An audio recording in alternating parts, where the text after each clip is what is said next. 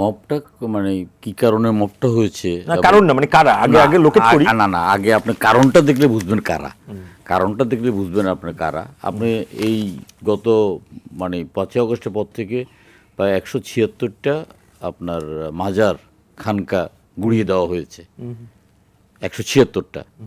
আপনার লালন সঙ্গীত বন্ধ করে দেওয়া হয়েছে, বাউল সঙ্গীত বন্ধ করে দেওয়া হয়েছে, দিনাজপুরে মহিলাদের ফুটবল খেলাটা বন্ধ করে দেওয়া হয়েছে, ফরিদপুরে কবর থেকে লাশ উঠিয়ে জ্বালিয়ে দেওয়া হয়েছে, তারপরে আমাদের নোয়াখালীতে স্কুলের যেমন খুশি তেমন সাহায্যতে আপনার 71-এর রাজাকার সেজেছে বলে পুরো ব্যাপারটা।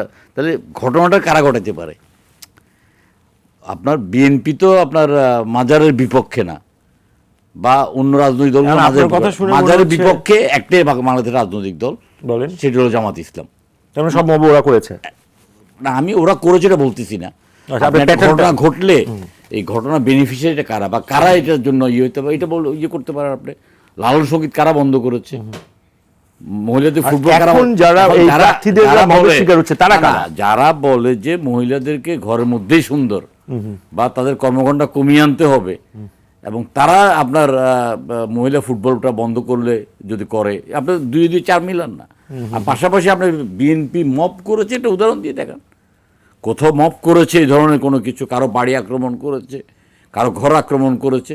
বিএনপি তো 5 তারিখেই জনাব তারেক, যেখানে ওবায়দুকাতে বসে 5 লক্ষ লোক মারা যাবে, বিএনপি তো তারেক রহমান দায়িত্ব নিয়ে বলেছে যে আপনার পরাজিতদেরকে আপনার আশ্রয় দেওয়াটা বিজয়ীদের নৈতিক দায়িত্ব। আমার নিজের ইউনিয়নে 6 জন লোককে খুন করা হয়েছে, যুবদল ছাত্র নেতাকে, 2টো লাশ পাওয়া যায়নি, আমরা ফুলের টোকর দিই না, কারণ আমরা এটাতে বিশ্বাস করি না। এই ধরনের প্রতিহিংসা, আমরা রাজনীতিতে উত্থান পতন আছে এটা জানি, কেমন পর্যন্ত কোনো রাজনৈতিক দল ক্ষমতা থাকবে না এটাও জানি, আমরা এটাতে ইয়ে করি না। এখন রাজনৈতিক দল মান্না ভাই বলছেন যে হ্যাঁ, রাজনৈতিক দলের মধ্যে ছোট দল আছে, বড় দল আছে। আমি সাম্প্রতিককালে আমার ছোট দলটাকে আমি বিলুপ্ত করে বিএনপি যোগদান করেছি। একটা ছোট দল পরিচালনা করা কতটা কষ্টকর সেটা জানেন, আমরা সবাই জানি। আর এই পুরো আমাদের এই অভিযোগের দিকটা কিন্তু যাচ্ছে এক জায়গায়, পুলিশের বিরুদ্ধে অথবা সরকারের বিরুদ্ধে। মান্না ভাই সাক্ষী আছেন, স্বপন ভাই সাক্ষী আছেন। আমরা তারাই তো নির্বাচনের সবচেয়ে বড় স্টেক হোল্ডার আয়োজনের ক্ষেত্রে। আমরা যখনই সুযোগ পেয়েছি প্রধান উপদেষ্টাকে পই করে বলেছি যে আপনি স্বরাষ্ট্র উপদেষ্টাকে পরিবর্তন করেন।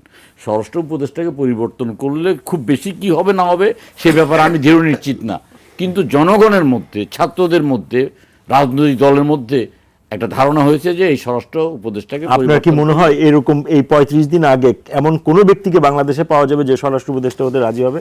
আমার পাবলিকের ধারণা যে অন্তত বর্তমান স্বরাষ্ট্রমন্ত্রীর চাইতে ভালো চালাতে পারবেন, এটা ধারণা। তাহলে এই ধারণাটাকে ডক্টর ইউনূস লালন করা দরকার ছিল, আমাদেরকে সম্মান দেখানো দরকার ছিল। গত জুন মাসে আমরা ওনাকে খুব মিনতি করে বলেছি যে আপনি স্বরাষ্ট্র উপদেষ্টাকে পরিবর্তন করে নাই। এখন আমাদেরকে এটা নিয়ে নির্বাচন করতে হবে। সেখানে আমরা আশা হলো দেখছি এই আগে আপনার এই সেনাবাহিনী নির্বাচনের মাঠে থাকতো, তাদের গ্রাম পুলিশের ক্ষমতা ছিল না, তাদেরকে আনসার বাহিনীতে পরিণত করেছে সেনাবাহিনীকে। এখন সেনাবাহিনী তার ম্যাজিস্ট্রেট ক্ষমতাটা নিয়ে নির্বাচনে যাবে। আবার 3টা নির্বাচনে মানুষ ভোট দিতে পারে নাই, সেটা জামাত ইসলামের নেতারাও পারে নাই, বিএনপি নেতারাও পারে নাই, মান্না ভাইও 3টা নির্বাচনে ভোট দেন নাই, স্মরণ ভাইও ভোট দেন নাই। তাহলে প্রত্যেকের ভোট দেওয়ার একটা আগ্রহ আছে। এই আগ্রহের পরিপ্রেক্ষিতে কিন্তু নির্বাচনটা সুষ্ঠু হওয়ার সম্ভাবনা আছে বলে আপনি মনে করছেন। এখন জয় পরাজয় নির্বাচনে হবে, অথবা একপাক্ষিক হতে পারে, বহুপাক্ষিক হতে পারে। তবে আমরা যেটা ইয়ে করি যে আমরা আসলে মিলেমিশে দেশটাকে আগামী দিনে বাংলাদেশটাকে আমরা সাজাতে করতে চাই।